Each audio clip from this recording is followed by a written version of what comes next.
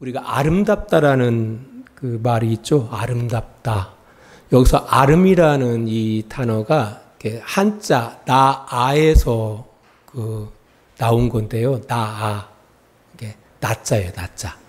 그러니까 아름답다라는 그 말을 이렇게 다시 한번 해석해 보면은 나답다. 이게 아름답다라는 의미입니다. 사실 신앙이라는 것이 나다움을 회복해 나가는 것이 신앙입니다. 나다움. 이게 사람이 사람다워지는 거. 인간이 인간다워지는 거. 이것이 바로 뭐라고요? 아름답다라는 거예요. 이제 우리 기대하기는 우리 주양교 성도님들의 신앙생활을 통해서 또 전 인생을 통해서 여러분들이 여러분다워지는 사람다워지는 그 인생을 살아갔으면 좋겠습니다. 이제 교회에 개 있잖아요. 우리 두부가 있는데 역시 개다워요. 진짜 개다워요. 누가 뭐라 해도 개답습니다. 예. 개는 개다워야 돼요. 예. 개를 사람처럼 키우는 거 아닙니다. 그 아름다운 거 아닙니다. 징그럽습니다. 그냥 개는 개다워야 돼요. 예. 소도 소다워야 돼요. 소다워야 소를 먹을 수가 있어. 생각해 보세요. 소가 사람답다고 생각해 보세요. 어떻게 소를 잡아? 끔찍하죠. 못하는 거예요. 소는 소다워야 돼요. 물고기 안 그렇습니까? 물고기도 물고기다워야 돼요. 그게 아름다운 겁니다. 우리 주변을 바라보면은 참 우리를 불쾌하게 하는 경우들이 참 많은 것 같습니다. 답지 못한 그런 모습들을 많이 바라보게 되어져요. 이제 그런 모습을 바라보면은 참 안타깝다라는 생각을 하게 되어집니다. 아무튼 신앙은 나다워지게 하는 것이다 라는 것을 붙들고 오늘 말씀 가운데 나아가도록 하겠습니다. 우리 성도 여러분께서는 기독교에 대해서 얼마나 알고 계십니까? 이 기독교라는 것이 단순히 예수를 믿는 종교가 아닙니다. 보통 성도들은 쉽게 예수 믿는 거요 라고 이렇게 이야기하는데 기독교라는 것이 단순히 예수를 믿는 게 아니에요. 기독교라는 것은 그 나사렛 예수를 메시아, 곧 그리스도로 믿는 종교가 기독교예요. 그러니까 기독교라는 것은 나사렛 예수를 2000년 전 나사렛에 탄생한 그 예수를 메시아, 곧 그리스도로 믿는 종교가 기독교인 겁니다. 그 당시 이스라엘 민족은요, 끊임없는 애적으로부터의 유업을 통해서 결국 나라를 잃어버리게 됐죠. 그리고 고통스러운 역사를 경험하고 있었습니다. 그 고통스러운 현실 가운데에서 하나님께서 선지자들을 통해서 약속하셨어요. 어떤 메시아, 하나님이 보내실 메시아를 통해서 하나님께서 그들을 구원하신다라는 그런 약속이 있었던 겁니다. 그래서 이스라엘 백성들은 수백 년 동안 그 약속된 메시아가 오면 이스라엘의 이 고통스러운 상황을 타개하고 그들에게 평화롭고 번영을 가져다 준다라고 생각하면서 메시아 소망을 가지고 있었던 겁니다. 아직까지도 유대인들은 이 메시아를 소망하고 있습니다. 아직 오지 않았다라고 그들은 여기고 있는 겁니다. 그러나 기독교는 그 2000년 전 나사렛 예수가 구약 성경에 예언된 메시아로서 인류를 구원하기 위해서 이 땅 가운데 오셨고 인류를 위해서 십자가에서 죽으시고 부활했고 마지막 날에 다시 오셔서 하나님 나라를 완성하시는 분으로 믿고 그분의 가르침을 따르고 있는 겁니다. 약간 다르죠? 정치적, 군사적인 안정된 나라를 이루고 결국 그들에게 평화와 번영을 가져다주는 메시아, 유대인들이 기대하는 그런 메시아에 대한 소망이에요. 이런 메시아가 아니라 인류를 죄와 사망으로부터 자유케 하시는, 그래서 이 땅 가운데 고난의 종, 핍박받는 종으로 오셔서 죽음을 당하시고 또 하나님께서 그를 부활케 하심으로 모든 믿는 자들에게 성령을 부어주시고 그 성령을 통해서 하나님과 화목되는 헛되게 살아가시는 그런 메시아로 믿는 기독교하고는 같은 메시아라고 이야기하지만은 전혀 다르다라는 겁니다. 이런 차원에서 지금도 우리 기독교인들 가운데 아직까지도 그 유대교회에서 유대인들이 사고하고 있는 메시아관을 가지고서 그리스도를 바라보는 경우들이 많이 있다라는 겁니다. 그러니까 우리의 어떤 공공한 현실을 극복해 주시는 어떤 그리스도로 메시아로 믿고 살아가는 사람들이 너무 많다라는 거예요. 사실은 기독교에서 믿는 그 메시아는 그런 메시아가 아니에요. 죄의 문제, 죄와 사망의 문제를 해결해 주시는 그런 메시아로 우리는 믿고 그분의 가르침을 따르고 있는 겁니다. 그래서 바울은 골로새서 1장 13절 14절에 이렇게 이야기하는 거예요. 그가 우리를 흑암의 권세에서 건져내사 그의 사랑의 아들의 나라로 옮기셨으니 그 아들 안에서 우리가 속량 곧 죄사함을 얻었도다. 아멘. 그 아들 바로 그리스도를 통해서 구속 곧 죄사함을 받았다는 거예요. 죄의 문제예요. 죄의 문제. 죄의 문제를 해결하기 위해서 예수님이 오셨다라는 거예요. 그리고 그 죄의 문제를 해결해 주셨다라는 겁니다. 이게 우리 기독교가 믿는 예수 그리스도예요. 그리고 이 일은 계속돼서 지금도, 그러니까 2000년 전에 뿐 아니라 우리의 믿음의 선배들 가운데에도 그 일을 계속 하셨을 뿐만 아니라 지금도 그 일을 계속 하시고 있다라는 겁니다. 바로 이 신앙을 붙들고 살아가야 돼요. 이 신앙. 예수님께서는 우리의 죄의 문제를 해결하신 분이구나. 사망의 문제를 해결하신 분이구나. 죽음으로 끝이 아니구나. 부활이라는 게 바로 그런 의미거든요. 야, 너희들은 죽으면 끝인 줄 알고 그렇게 이 땅 가운데 후회 없이 살려고 그렇게 노력하는데 그거 아니야. 죽음 뒤에 죽음이 끝이 아니야. 부활이 있어. 이걸 이야기해 주시는 거예요. 누가? 예수님께서. 그래서 그걸 붙들고 살아가셔야 한다라는 거예요. 자, 아무튼 하나님께서는 그의 아들 예수님을 통해서 흑암의 권세 가운데 있는 인류를 건져내시고 하나님 나라로 옮겨 주셨다라는 거예요. 그것이 골로새 성도들에게도 그렇게 그대로 이루어진 것이고요. 또한 우리의 믿음의 선배들, 우리 성도들에게도 동일하게 적용되고 있다라는 겁니다. 여기서 좀 우리가 명확하게 기억해야 할 부분이 있습니다. 그것은 바로 우리가 믿고 따르는 그 예수 그리스도, 곧 하나님의 아들에 관한 겁니다. 이제 하나님의 아들에 대해서 우리가 더 명확하게 알고 기억해야 한다라는 겁니다. 꼭 이스라엘을 애굽에서 구원해 내시고 그들에게 구원하신 하나님이 어떤 분인지, 왜 그들을 구원해 내셨는지를 모세 오경을 통해서 그들에게 알게 하신 것처럼 죄와 사망의 그 흑암의 감옥 속에서 우리를 건져내시고 하나님의 아들의 나라로 옮겨주신 그 하나님과 그의 보내신 예수 그리스도에 대해서 알고, 왜 하나님께서 그 예수 그리스도를 통해서 우리를 구원해 내셨는지에 대해서 우리가 명확하게 아는 것이 중요하다라는 거예요. 그것은 당연한 일이고 값진 일입니다. 그래서 바울은 이 골로새 교회 성도들에게 그들을 구원해 주신 하나님 아들에 관하여 메시아 찬송시를 통해서 하나님 아버지와 그의 아들 예수 그리스도를 그들에게 가르쳐 주시고 있다라는 겁니다. 골로새서 1장 15절로부터 20절입니다. 그는 보이지 아니하는 하나님의 형상이시요 모든 피조물보다 먼저 나신 이시니 만물이 그에게서 창조되되 하늘과 땅에서 보이는 것들과 보이지 않는 것들과 혹은 왕권들이나 주권들이나 통치자들이나 권세들이나 만물이 다 그로 말미암고 그를 위하여 창조되었고 또한 그가 만물보다 먼저 계시고 만물이 그 안에 함께 섰느니라.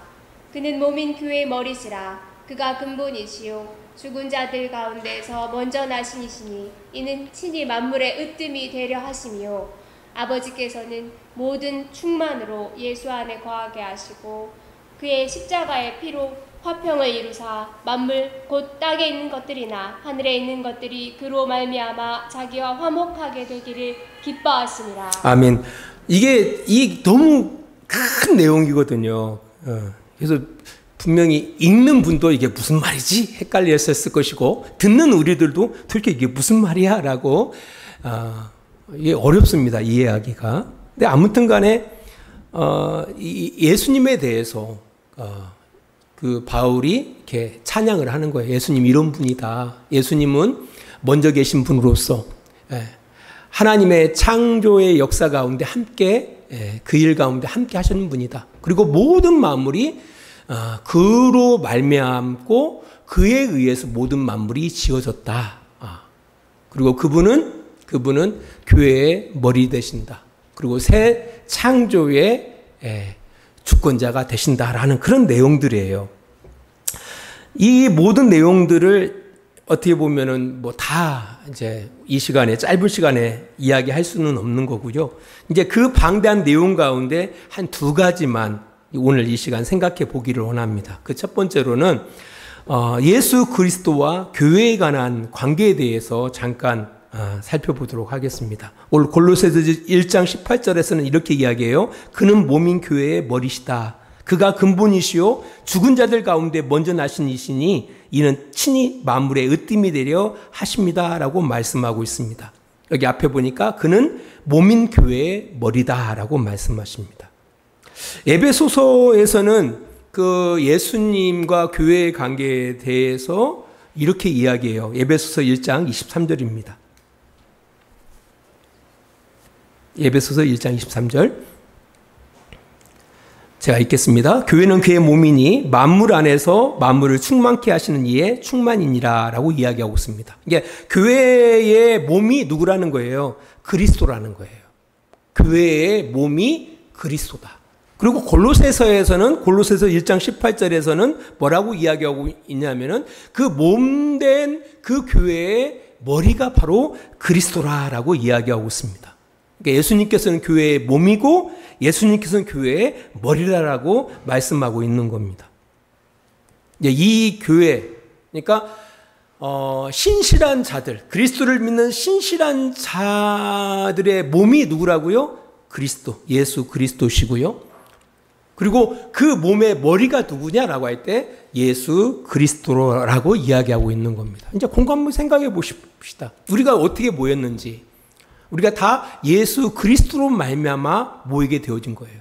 우리가 어떻게 형제요 자매요 이렇게 고백하게 되어졌습니까? 어떻게 연결되게 됐습니까? 바로 예수 그리스도로 말미암아 연결되게 됐다라는 거예요. 바로 몸이라는 것은 바로 그를 의미하고 있다라는 겁니다. 팔이 뭐가 연결되어 있습니까? 몸에 연결되어 있어요. 몸이죠. 몸이지만 몸에 연결되어 있어요. 다리도 마찬가지죠. 모든 지체가 몸에 의해서 연결되어져 있는 것처럼 그리스도 안에서 신실한 자들이 누구를 중심으로? 그리스도를 중심으로 해서 연결되어져 있다라는 겁니다. 이거 중요해요. 교회는 그리스도와 연결되어 있구나. 그래서 교회의 몸을 그리스도라라고 이야기하는구나라고 생각하시면 되겠습니다. 더 중요한 것은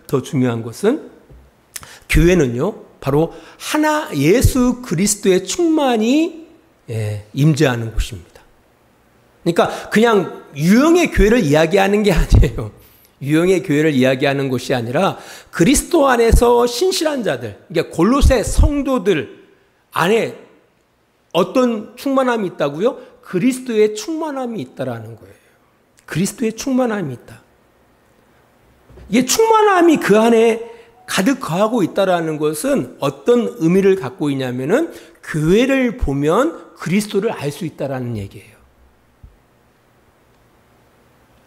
그러니까 그리스도 안에 신실한 자들을 바라보면 누구를 볼 수 있다라는 거예요? 그리스도를 볼 수 있다라는 거예요. 그리스도가 교회 안에 충만하게 거하거든요. 그러니까 교회를 보면은 누구를 볼 수 있어요?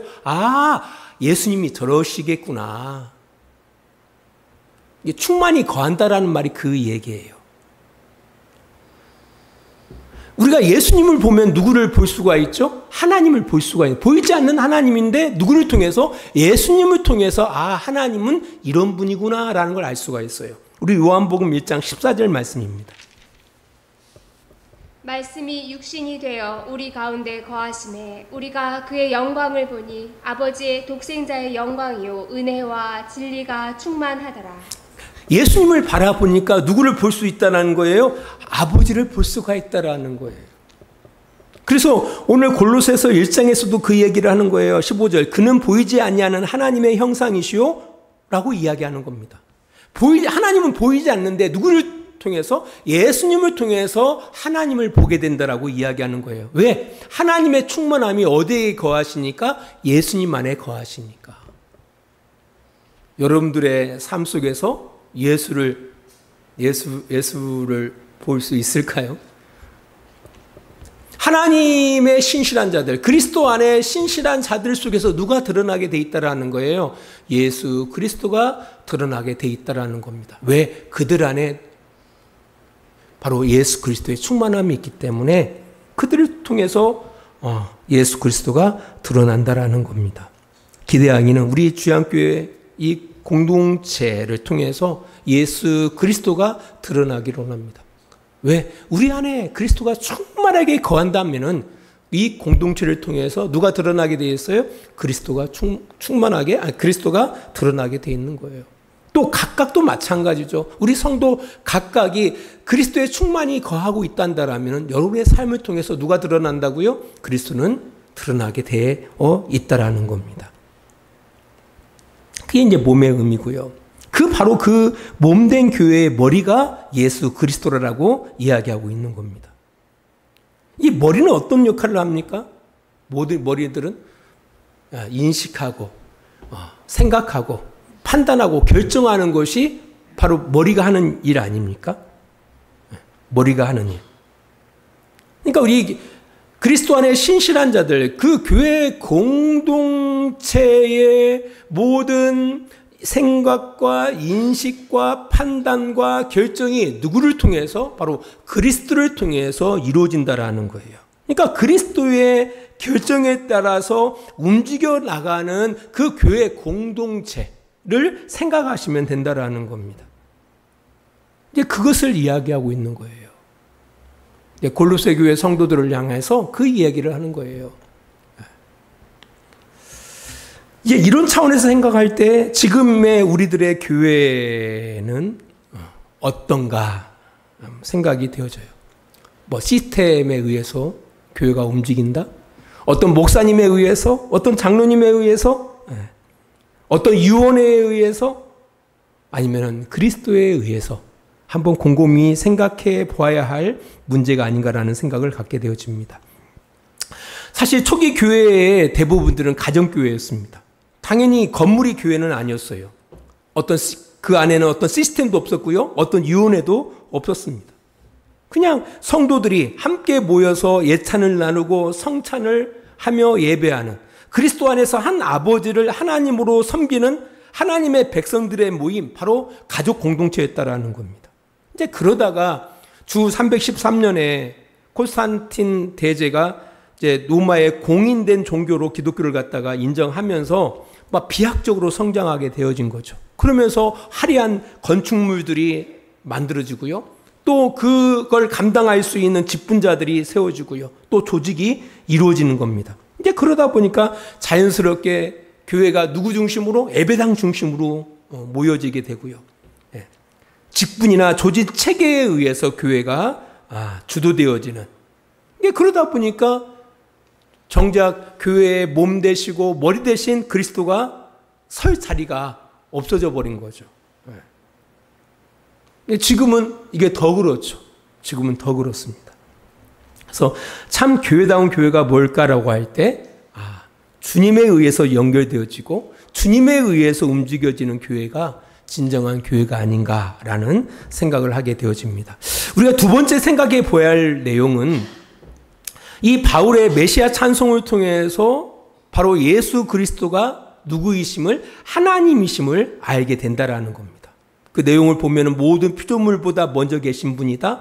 모든 것들이 예수에 의하여 창조되어졌다. 모든 것들이 그로 말미암고 그를 위하여 창조됐다라는 그런 내용들을 통해서 그 예수 그리스도가 바로 하나님이시구나라는 것을 알 수가 있습니다. 근데 그 무엇보다도 예수 그리스도가 하나님이심을 알 수 있는 그 대목이 이제 골로새서에 많이 기록되어 있어요. 그 가운데 하나가 골로새서 1장 3절 말씀입니다. 우리가 너희를 위하여 기도할 때마다 하나님 곧 우리 주 예수 그리스도의 아버지께 감사하노라. 아멘. 여기 보니까 예수님을 어떻게 이야기하고 있냐면은 우리 주 예수 그리스도의 아버지, 하나님을 우리 주 예수 그리스도의 아버지라고 이렇게 바울은 이야기를 해요. 이런 표현은 다른 서신서에는 이런 표현들이 없거든요. 유독 골로새서에만 기록되어져 있는 표현이에요. 그러니까 하나님이 어떤 분이냐라고 할 때 우리가 그리스도라고 믿는 그 예수의 아버지라는 거예요. 그 당시에 누구의 아버지라는 것은 그 자식이 그와 동급이라는 의미예요. 근데 황제의 아들이라는 건 곧 황제를 의미하는 거예요. 황제와 동급이다라는 의미를 담고 있다라는 거예요. 또 한 가지 골로새서 1장 13절입니다. 그가 우리를 흑암의 권세에서 건져내사 그의 사랑의 아들의 나라로 옮기셨으니. 우리가 보통 하나님의 나라 이렇게 이야기하고 있잖아요. 근데 하나님의 나라와 오늘 보면 13절을 바라보니까 그의 사랑의 아들의 나라 같은 의미거든요. 근데 굳이 그의 사랑의 아들의 나라, 하나님의 나라 이게 같은 의미로 사용하고 있더라는 겁니다. 그러니까 그런 내용들을 바라볼 때 이 골로새 성도들을 향해서 바울이 그들에게 강력하게 이야기하는 거예요. 너희들이 믿는 그 예수 그리스도는 곧 하나님이시다라는 거예요. 예수 그리스도가 하나님이시다. 이게 우리에게 어마어마한 감격을 줘요. 감동을 줘요. 왜냐라고 할 때 예수님께서 하나님께서 우리를 죄에서 속량하실 때 누구를 지불하셨어요? 예수 그리스도를 지불하셨어요. 근데 그 예수 그리스도가 누구예요? 바로 하나님 자신이거든요. 그러니까 나의 이 죄의 문제, 이 죄로 말미암아 심판받을 수밖에 없는 이 불행한 운명을 가지고 태어난 우리들이 이 불행한 운명을 건지시는데 누가 지불되어진 거예요? 예수 그리스도가 지불됐거든요. 그 예수 그리스도가 누구예요? 바로 하나님이시다라는 거예요. 하나님. 그래서 로마서 5장 8절은 이렇게 이야기하고 있어요. 우리가 아직 죄인 되었을 때 그리스도께서 우리를 위하여 죽으심으로 하나님께서 우리에 대한 자기의 사랑을 확증하셨느니라. 하나님께서 우리를 얼마나 사랑하시느냐라고 할 때 그의 독생하신 아들을 주셨다라는 거예요. 주셨는데 그 독생하신 아들이 누구예요? 곧 하나님이시거든요. 그러니까 하나님을 주심을 통해서 우리를 향해서 하나님이 얼마나 사랑하시는지를 알게 하시고 있다라는 거예요. 그것도 우리가 형편없었을 때, 그잖아요. 우리가 아직 죄인 되었을 때, 우리가 뭔가 가능성이 있고 옳아 보이고 이럴 때가 아니라 아예 가능성이 없었을 때, 죄인 되었을 때에 하나님께서 우리를 위해서 그리스도를 주셨다라는 거예요. 요한복음 3장 16절에서는 이렇게 이야기하고 있습니다. 하나님이 세상을 이처럼 사랑하사 독생자를 주셨으니 이는 그를 믿는 자마다 멸망하지 않고 영생을 얻게 하려 하심이라. 하나님이 세상을 사랑했는데요. 그 세상은 바로 우리들을 사랑하셨다라는 거예요. 우리를 이처럼 사랑했대요. 어떤 것처럼? 사랑하사 독생자를 주실 만큼 우리를 사랑하셨대요. 독생자를 주신 만큼. 왜 독생자라고 표현했을까요? 그냥 아들을 주셨지라고 이야기하면 되지.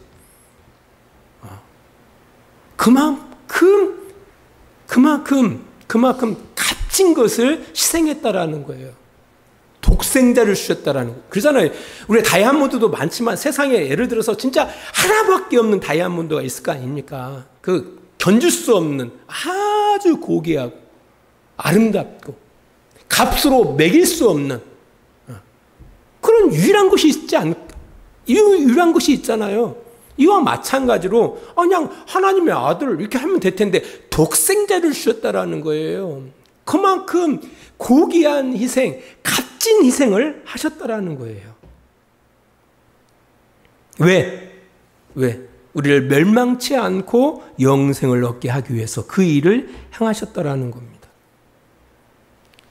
아니 어떤 신이 그가 지은 인간을 이토록 사랑할 수가 있습니까?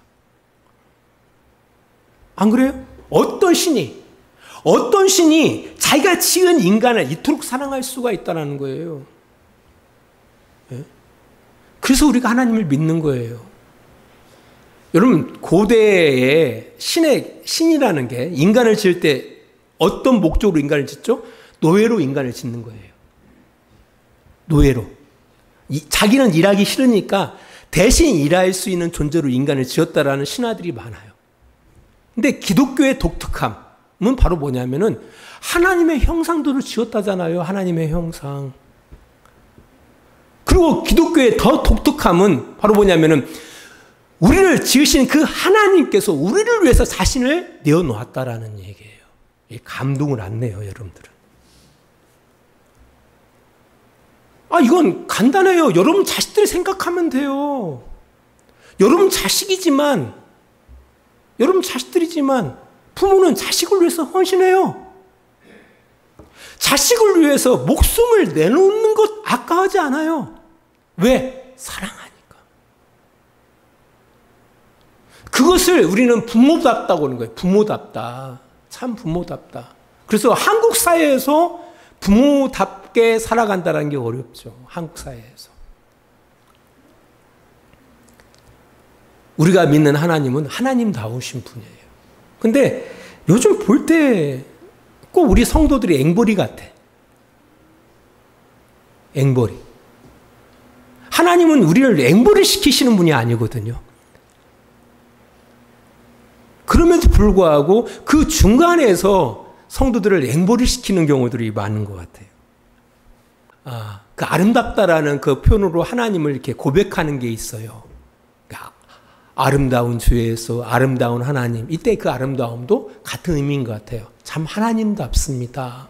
참 예수님답습니다. 바로 그 분을 우리가 믿고 신앙하는 거예요. 그 분을 믿고 신앙하고 있는 겁니다. 독생자를 주실 만큼, 자기 자신을 주실 만큼 우리를 사랑하시고 있다라는 거예요. 그 이야기는 바로 뭐냐면은 우리를 아들로 여기시고 있다라는 거예요. 아들과 딸로 여기시고 있다라는 겁니다. 우리 히브리서 2장 11절입니다. 거룩하게 하시는 이와 거룩하게 함을 입은 자들이 다 한 근원에서 난지라. 그러므로 형제라 부르시기를 부끄러워하지 아니하시고. 여기입니까? 거룩하게 하시는 분은 누굽니까? 예수 그리스도가 우리를 거룩하게 하시죠. 우리를 의롭다 하시는 거예요. 그리고 거룩하게 되는 사람들은 누구를 의미합니까? 성도들을 이야기하는 거예요. 그대에 뭐라고 이야기하고 있습니까? 모두 한 분이신 아버지로부터 나왔다라고 이야기하고 있어요. 예수님이나 믿는 우리 성도들이나 모두가 다 한 분 아버지 하나님으로부터 나왔다라는 거예요. 그래서 우리가 하나님을 어떻게 부를 수 있어요? 갈라디아서 4장 6절을 보니까 너희가 아들이므로 하나님이 그 아들의 영을 우리 마음 가운데 보내사 아빠 아버지라 부르게 하셨느니라. 성경이 좀 차별하는 것처럼 보이잖아요. 근데 다른 번역 성경을 바라보니까 아들과 딸, 너희가 아들과 딸이므로 라고 이야기를 하고 있어요. 그러니까 우리 모두가 다 하나님의 아들과 딸들이기 때문에 하나님을 어떻게 부른다고요? 아빠, 아버지라고 부른다라는 거예요. 아빠, 아버지.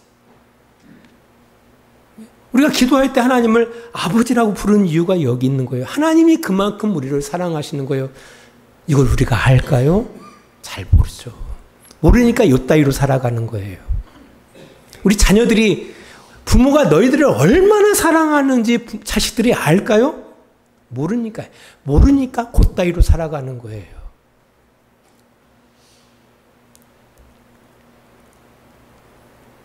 안 그러나요? 부모들이 자식을 얼마큼 사랑합니까? 자신을 내어줄 만큼 사랑하는 거예요. 그 자식들이 그걸 알까요?